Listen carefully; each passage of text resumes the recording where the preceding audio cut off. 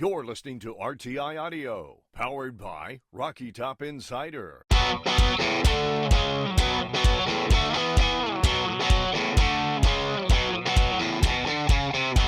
This is Pancakes and Bacon with VFL, Kyler Kervison, and Reed Bacon.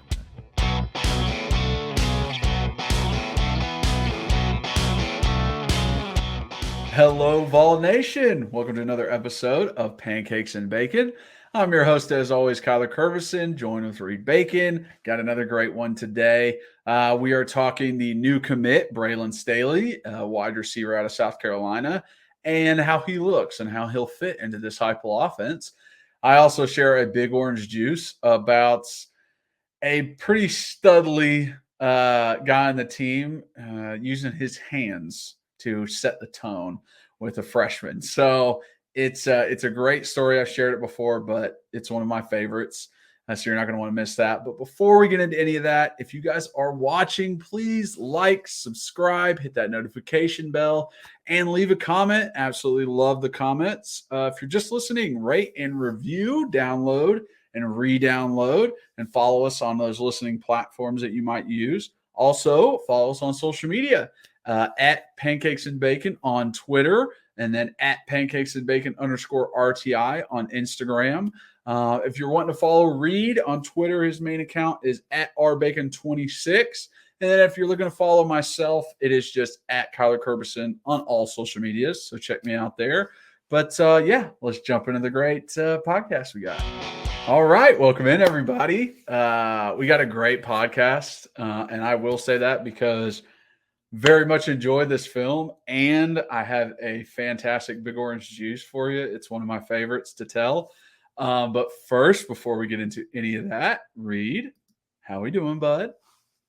Kyler, how you doing, big sexy? I'm great. Got an extra day off of work, so we're feeling fine. Just love it. Just loving that. So we're recording on Monday, July 3rd. So happy 4th of July, everybody, when you see this. I hope you had a blast. I hope you were safe. I hope you, enjoyed yourself. And yeah, all those drunk uncles out there, let's be a little careful on those fireworks. Let's not lose any fingers this week.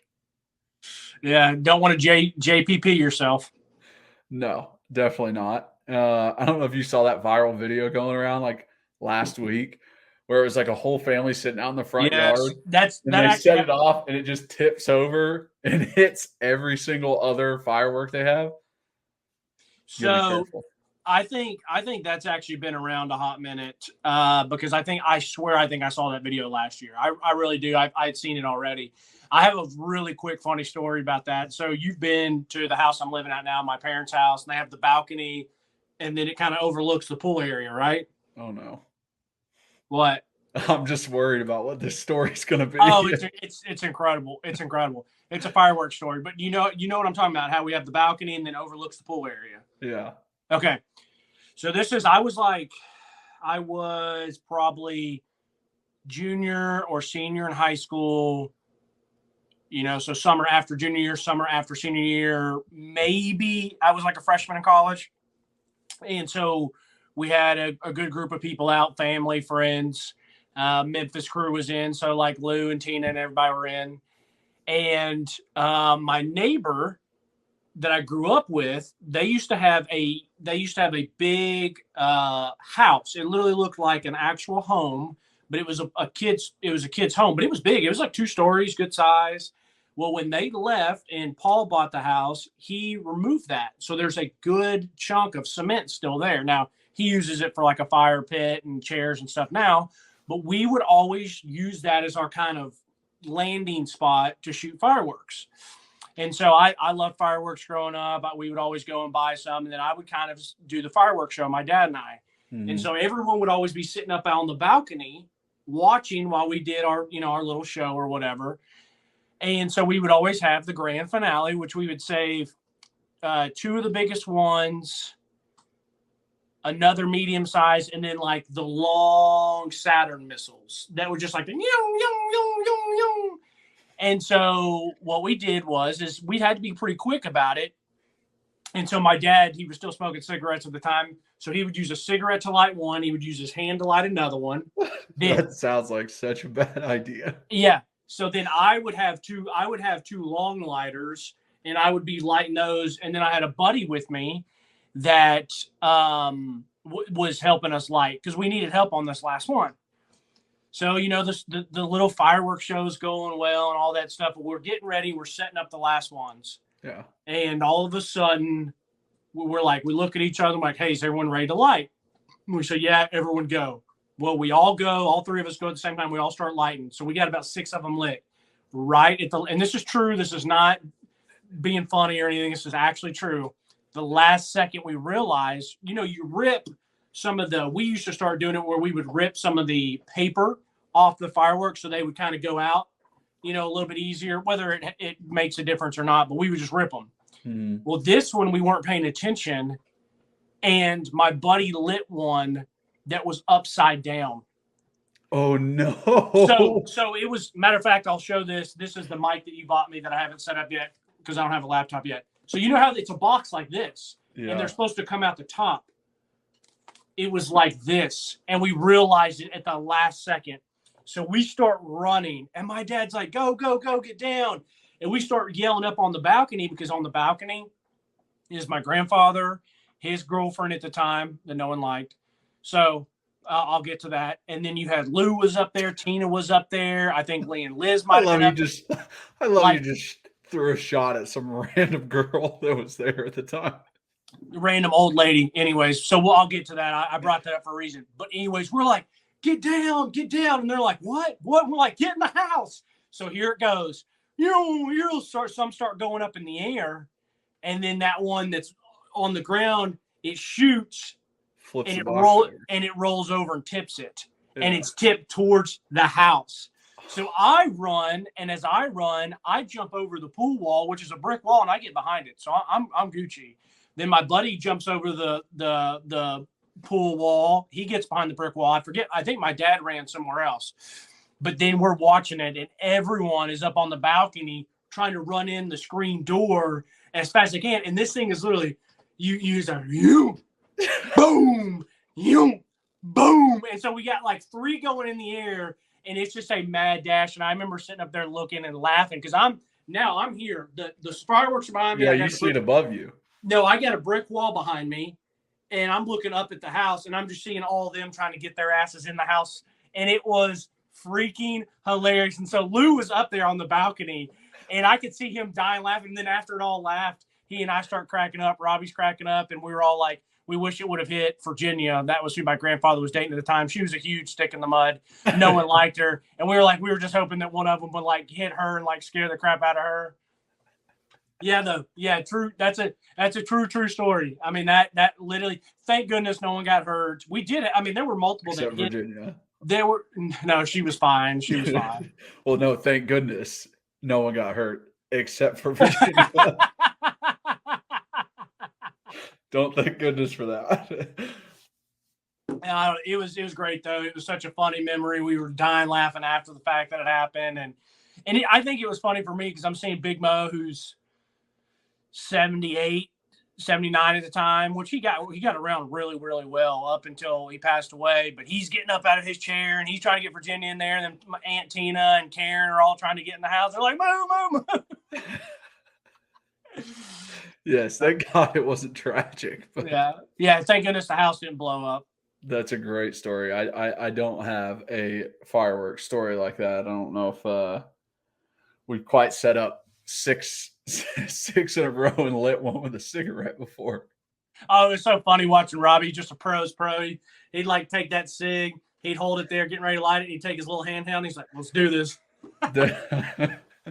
There's a comedy podcast called Are You Garbage? And they just ask celebrity questions of like, what was your life like growing up? And like, are you a garbage human being or not? Yeah. And like, that's definitely one. Like, have you lit a firework with a cigarette before? It's like, that's me. That's me. That's my life. I mean, he is from Rogersville, Tennessee. So yeah, exactly. He's got some country in him. But yes, everyone enjoy their 4th long weekend. That's always Always great. Hey, Kyler, speaking of fireworks, Braylon Staley's going to be making a lot of fireworks go off at Neyland. Boom, baby!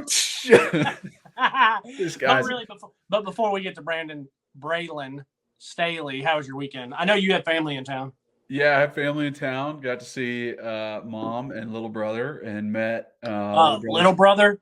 Yeah, You mean younger brother? Yeah, I mean younger brother. I guess I have to say that now because he is taller and heavier than I am now. But I can still beat his ass, so that's what matters.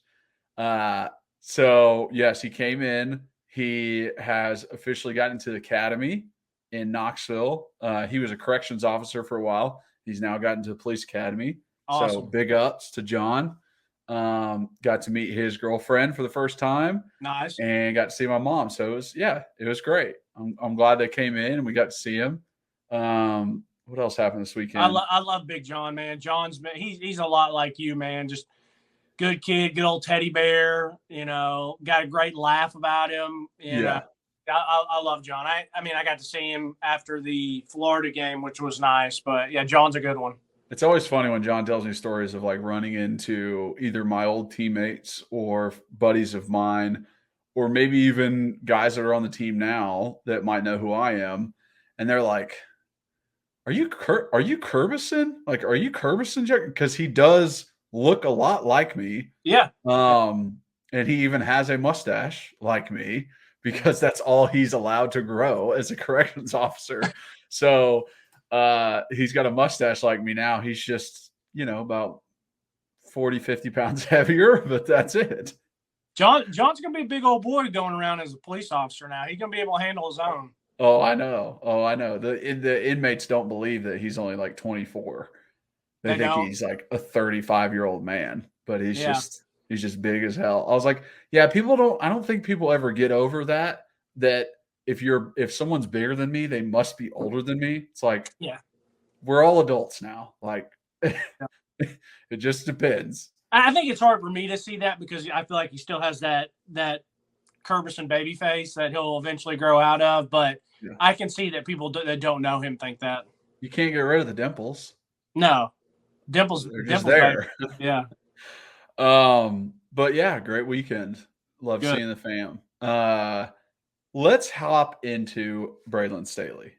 Let's do it. First off, very difficult name to say with the two Y's. I was doing the same thing you were. I was saying Brandon over and over. But Braylon Staley, you want to go over his offer list to start? Yeah, I do. Everything that's going in it, and then we'll. Yeah, and I want to also talk about him a little bit first, and then I'll let you go, and then I'll jump back in because I don't want you stealing some of my thunder. I gotcha. I know. All right, Mr. Braylon, Mr. Braylon. He is a 4-star on 24/7 Sports and 24/7 Sports Composite. So he is the number 25 wide receiver in the nation. He is the number 2 in South Carolina, and then the composite, he's number 3. Really, really good offer list: Tennessee, Clemson, North Carolina, Alabama, Auburn, Greenbow, Alabama. Let's see, Auburn, Florida, Georgia. Like I said, just reading the big ones. Probably the last 2 big ones, semi-big, or Wake Forest and West Virginia. But you get a Georgia, you get a Bama, you get a Florida, you get a Tennessee, a Clemson, North Carolina. Those are all fantastic. So nice offer list. Yeah. And then it's 6 foot 180. That he might be a little bit a little bit smaller than that, but that's a really nice size. Yeah, that fits the mold of a wide receiver. Yeah, absolutely. Let me say this. So I like Braylon a good amount. I think he is different than some of the receivers that we've brought in the past year or two, whether that's via transfer portal or high school recruiting.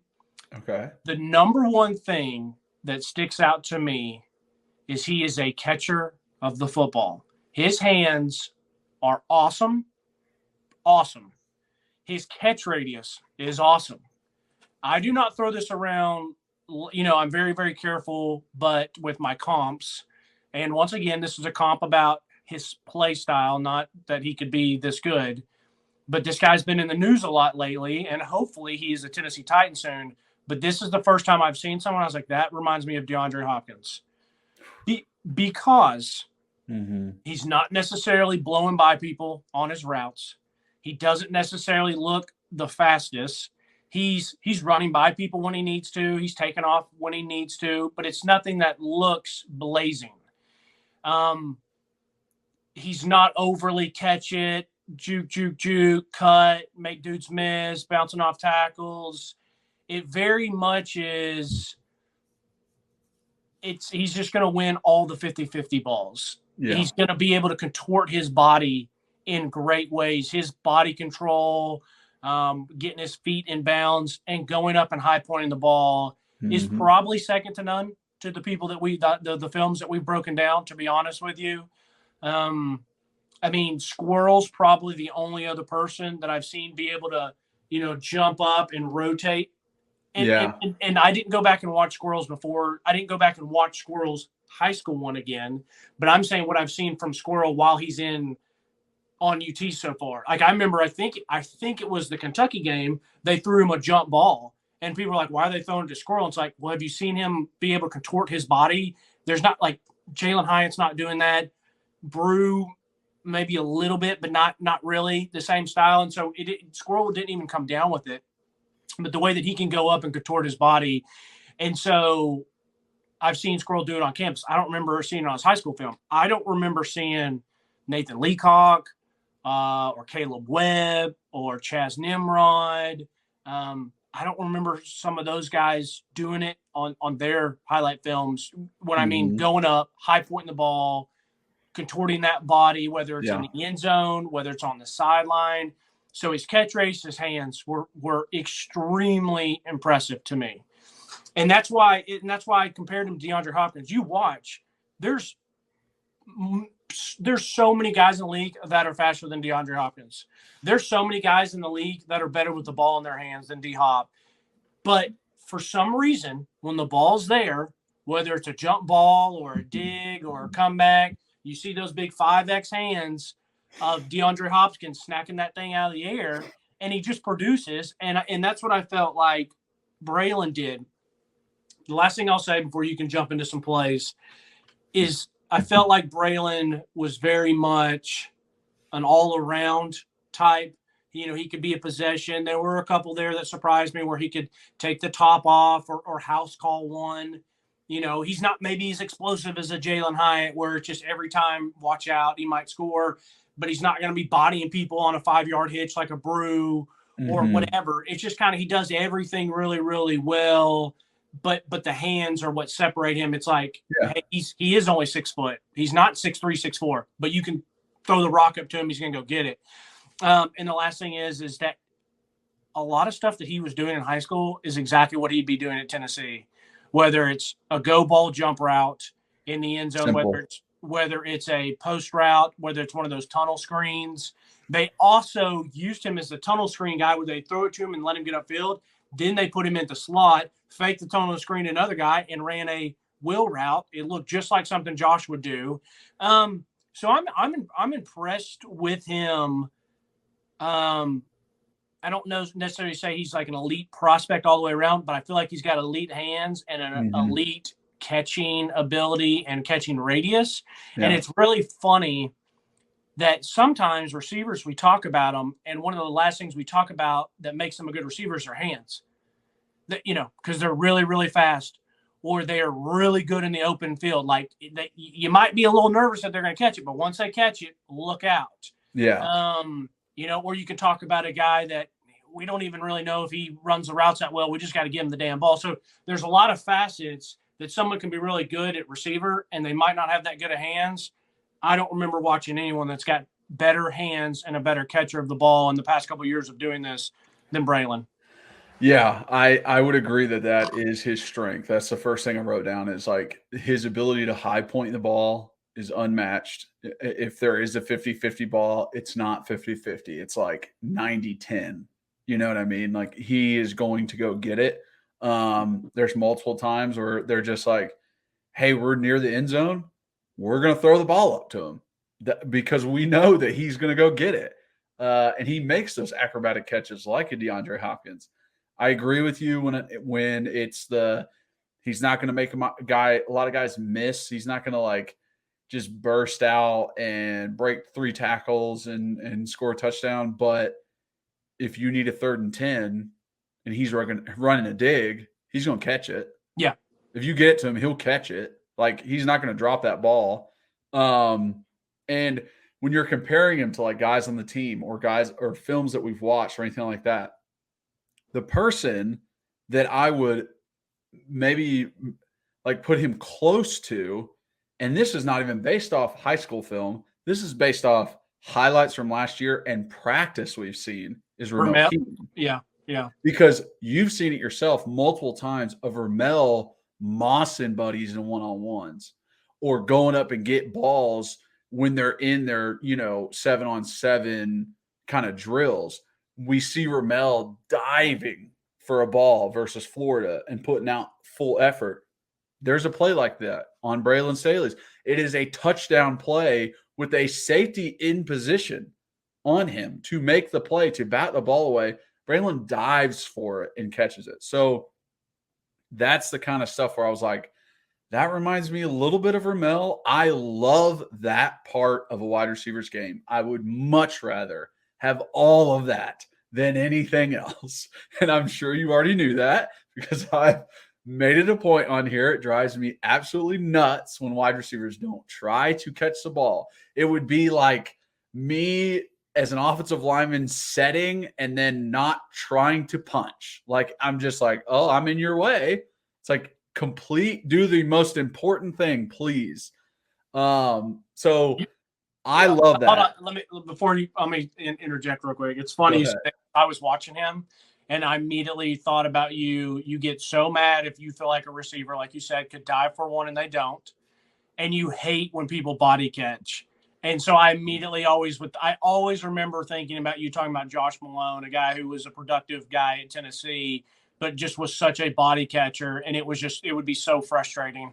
So frustrating. Like, if it's a post, if it's a seam, if it's a dig, if it's a corner, and it's just a little bit outside of his reach, he's not going for it. Yeah. Like, it better be right here, or he's not going to catch it and keep running. Like, he's not going to do the little extra, and that drive me up a wall.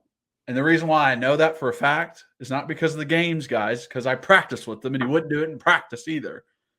And we're competing in practice. When we go 1v1s, and I'm trying to block Derek Barnett for 4.5 seconds so his ass can get open, and I'm going full out so that I can block these guys, and then he doesn't even try and catch it, and it's like, defense wins the friggin' thing. I'm like, dude, where's your competitive spirit? Where is that? Yeah.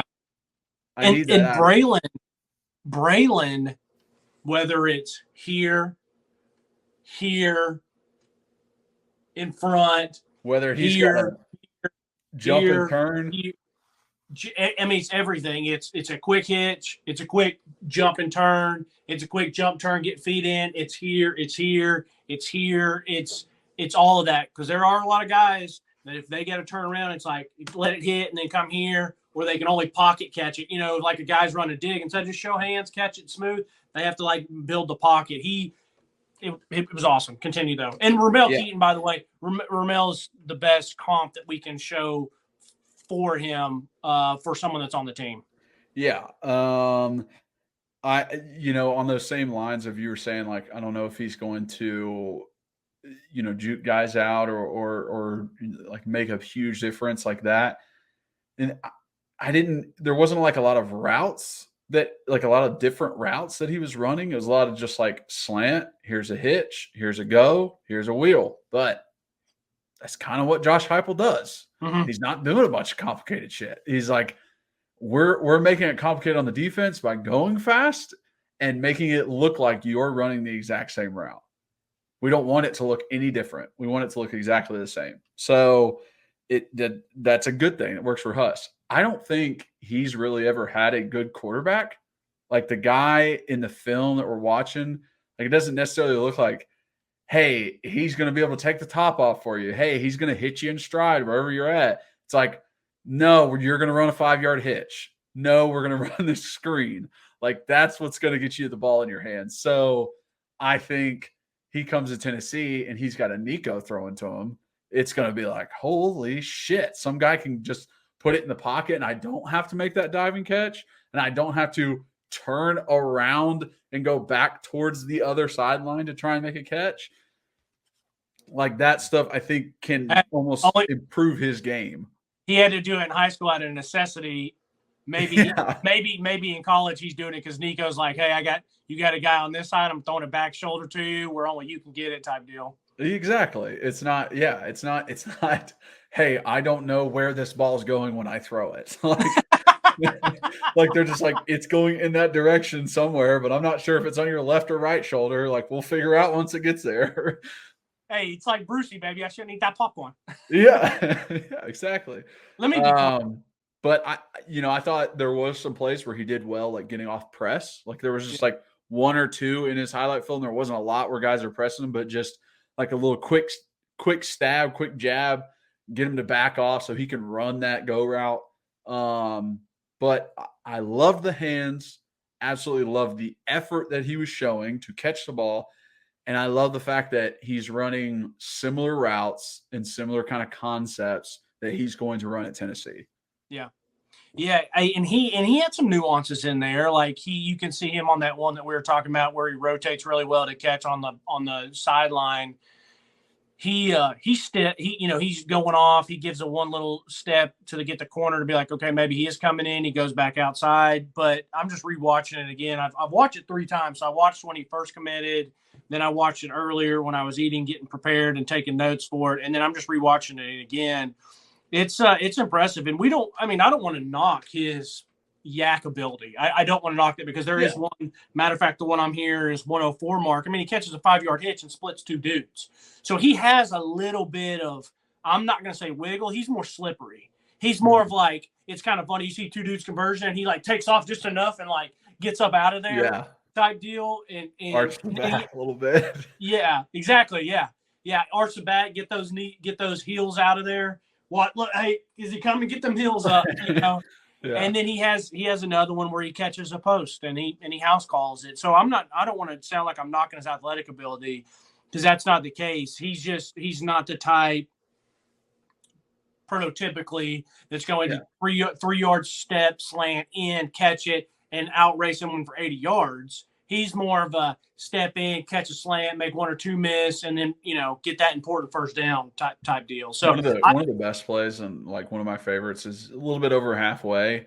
And he has, pretty much double cover. He's a cover 2, safety deep, corner underneath. Corner just kind of like plays him off. And then the quarterback throws it and tries to get it in the pocket between the corner and the safety. Yeah. And there's not a pocket. And he literally just throws a jump ball to him and the safety. Safety has perfect position to be able to pick it off. And Braylon takes it away from him. Yeah. I'm like, that's what I'm talking about, dude. Like, you're in the worst possible spot because the ball's behind you, technically, with the way you're running. That safety's staring at this ball the entire way. Mm-hmm. So the ability for him to turn around, jump ball, it's mine, it's not yours. Like, I love that. That gets me hyped. That gets me more hyped than anything. As a former player, as an offensive lineman, like seeing a wide receiver do that, like I'm first one there celebrating.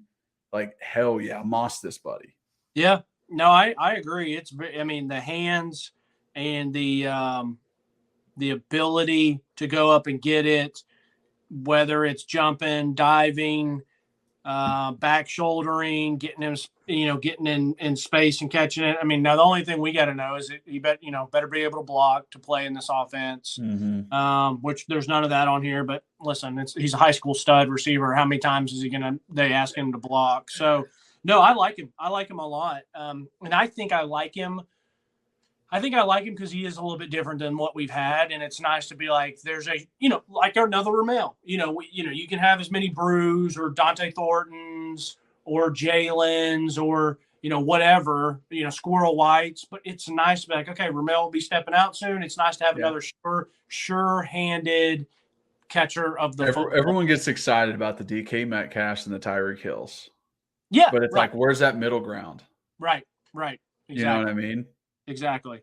So yeah, I think it's fun, and I'm excited to see his senior year tape. And then I would be excited if he does end up staying committed and we get to see him at practice, because this is the type of dude that's kind of a one-on-one nightmare in the fact that you're going to have good coverage and he's still going to make catches. And that's what's really frustrating. Now, if you're going up as if I'm a DB and I got, and I had a couple dudes at Memphis and I'm going up against DB, and it's like, I don't have a chance speed-wise, athletically, to stay with. I mean, the cat's 5'9", 5'10", 165, 170, 175, and I just don't have the foot speed. So how do I kind of make this up? And you're so worried about getting outrun or a one cut here or there. This one, you could be draped all over him, and then you're gonna, you both go up for it, and you come down, and you're like, did he catch it? Did he cut? And you're gonna look, and dude's gonna be standing there with the ball in his hand. You're like, mother or man, like, what am I supposed to do? Great coverage here, and I can't. He goes up and gets it. So yeah, exactly. I mean, that's how DBs feel when they go against DeAndre Hopkins. They're like, "What the hell just happened? How did he get that?" Yeah, exactly. All right, big orange juice, brother. Let's do it. A big orange juice. This is one of my favorites. And most of these we've shared before, but we got some new listeners now. So wanted to share this one. We are in the new complex. So this is one of my last year, second to last year, a defensive back. And I think it might've been during training camp. So young guy, been there for 2 months, maybe. We had a rule. I mean, in 2013, it was a rule. So it's been 10 years now, and it's still a rule. There's a big T in the middle of the locker room. You cannot step on the T. If you step on the T, you got 10 push-ups, no matter who you are. The reason why I still know it's a rule, because I saw a video last year of Nico doing push-ups in the locker room. It's still a rule. You're not allowed to step on that T. We had I think you told the story then when it happened, when Nico, so this was a year and a half, 2 years ago, Nico was on his last visit. So yeah, anyways. Yeah. So there's a DB. I cannot remember his name for the life of me. I actually was talking to guys at Brett Kendrick's wedding, and they knew exactly who I was talking about, and they said his name, but I forget it. He wasn't on the team long after this, so it doesn't really matter. He posts a story on Snapchat of him dancing in the locker room, and it's fine for a second, but he's got this up view, right, looking down on him. And then you see him dance across the tee in the locker room on a Snapchat story. And everyone got a hold, like one person saw it, and then they shared it with another person, on the team. And it was like, did y'all see that he literally danced across this? Like, what the fuck is he doing? And everyone was confused.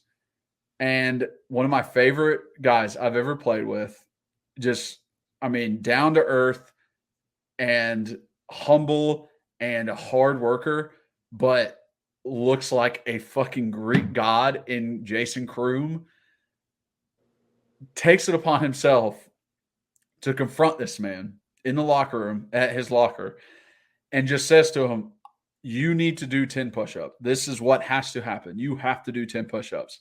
And of course, the cocky freshman that he is like, I'm not doing 10 push-ups. I'm a grown man. You can't tell me what to do. You're not a grown man. You're 17. And Kroom is a grown man. He's 6'4", 260, and he's fucking massive. He is a grown man, and he will tell you what to do. So he's like, you can't tell me what to do. And Kroom says, all right, if you're not going to do push-ups, stand your ass up because we're fighting. And that's what's happening. And he was like, F you, I'm not doing push-ups. So Kroom, I saw the video afterwards. There's cameras in the locker room. Sorry to inform everybody, people steal shit, which was another big orange juice about a month ago that I told. Teammates steal from teammates. So there are cameras in locker rooms to make sure if something gets stolen, someone can get it back. Kroom says, all right, stand up. He backs up away from Buddy's locker room and puts his hands up. And he's literally standing there ready to fight Kroom. He's like, stand up, let's go. He should not have stood up because he stands up and doesn't put his hands up, doesn't get ready to fight. As soon as he stands up, Kroom just hits him with a pop, pop. Just two quick ones right to the face. And Buddy goes back into his locker room and just starts bleeding out the mouth, huge bruise on his eye, and everybody like gets in front. It was not good. He had to go to the training room, get ice. He was out of practice that day. They were like watching him for concussion protocol.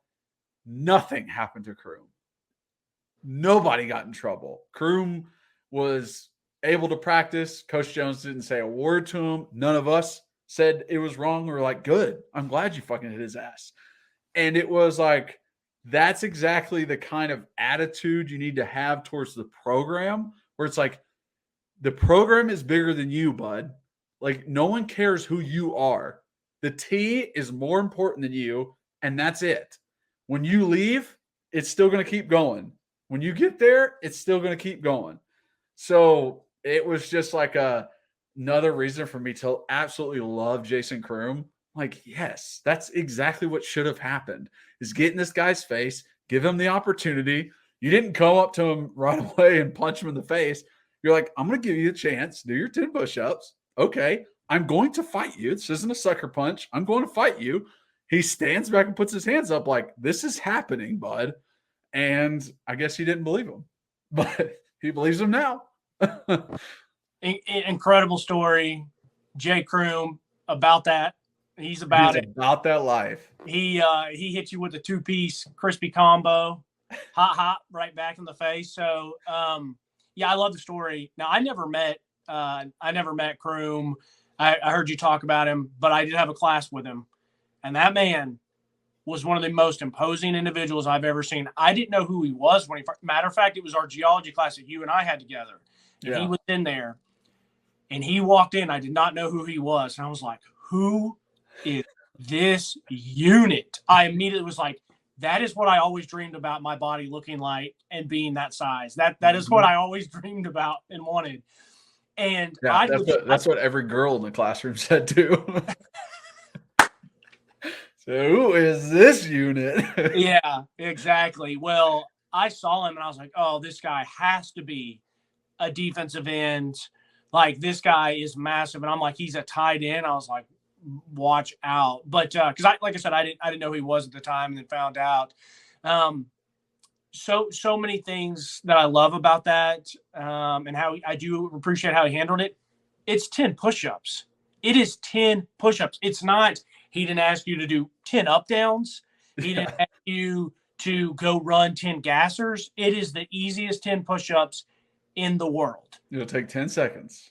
That's it. Just do it. It's done. Just do it. All you have to do is just be like, yeah, you're right. I'm sorry. 10 push-ups. Put your pride aside. Yeah, exactly. Say, hey, you're right. I'm sorry. 10 push-ups, throw some knuckles with Kroom, and be about your day. It's over with. But these guys are just such clowns about stuff. Let me ask you this. Do you know, so he was a freshman, do you know if he was like a recruit, or was he a walk-on, or was he, do you know much about him or remember? I believe he was a scholarship guy. I don't think he was a walk-on.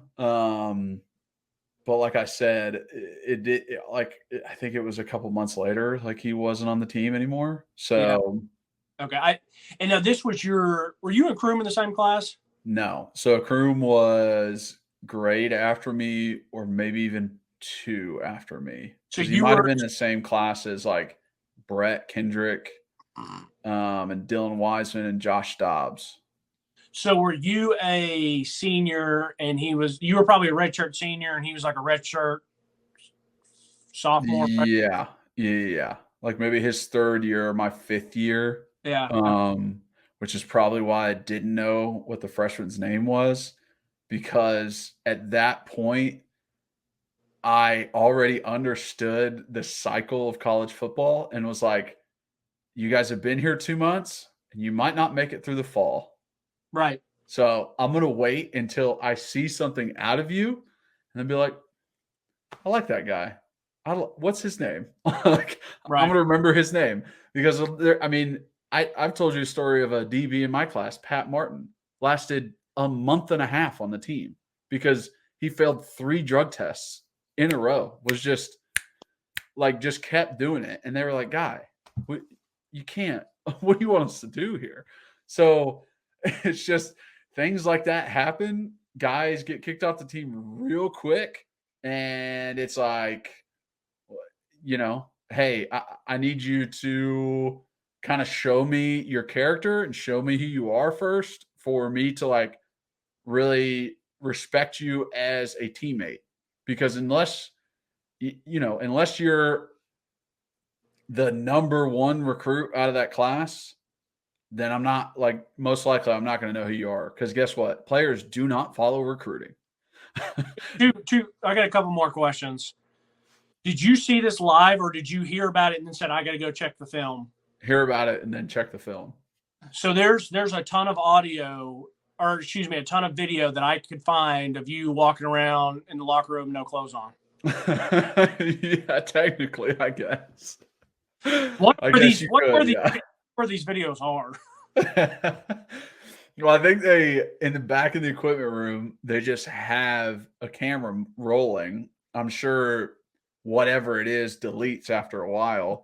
Yeah, but because this happened, I came into the complex that day and they were like, hey, Kroom knocked Buddy out. And I was like, what? Why did he knock him out? What happened? Like, there was a fight. What's going on? Yeah. And then people show the Snapchat story, watch, look. And I was like, oh, he danced across it. So Kroom popped him up. And I was like, that's awesome.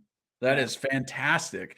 And then someone went back in the equipment room and was like, hey, can I see this? They showed it to him. He recorded it on his phone. So then everybody watched the recording of the phone, of the screen, of whatever it was. And it literally was like that. It was, no audio, a conversation back and forth as guys sitting in his locker room is in his locker. Then you see Kroom step back, put his hands up and get in a fighting position. And guy stands up and Kroom pop, pop, real quick, like before he could even react.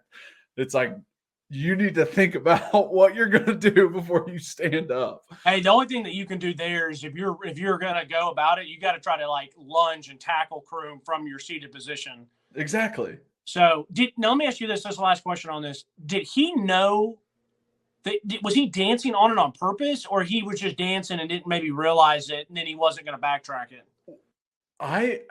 I really don't know if he was trying to like make a statement like I can dance on it if I want to. I don't think he would because it was a known thing.